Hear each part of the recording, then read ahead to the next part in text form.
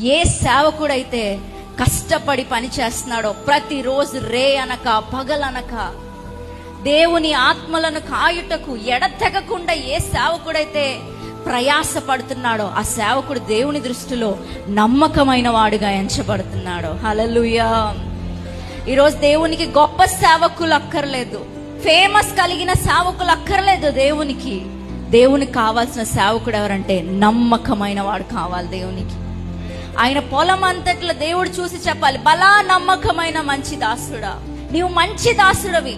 మంచి దాసుడు అనే టైటిల్ కూడా దేవుడు ఎవరికి ఇస్తున్నాడంటే నమ్మకమైన వారికి ఇస్తున్నాడు. దేవుని సేవని నమ్మకంగా చేయాలి. హల్లెలూయా. ప్రతిరోజు సువార్త ప్రకటించాలి. ప్రతిరోజు మీ గ్రామంలో మీ యొక్క సంఘం ద్వారా సువార్త జరగాలి. ఇలా ఎవరైతే కష్టపడుతున్నారో వారు దేవుని దృష్టిలో నమ్మకమైన వారైపోతున్నారు. హల్లెలూయా. నమ్మకమైన వానికి ఉన్న ఆశీర్వాదాలు అన్ని ఇన్ని కాదు. నమ్మకమైన వానికి మెండుగా మేలు కలుగునంట. నమ్మకమైన వాటిని దేవుడు అనేకమైనవి అప్పచెప్తాడంట. ఈరోజు దేవుడు మనందరి దగ్గర కోరుకుంటుంది ఏంటంటే నమ్మకత్వం. హల్లెలూయా.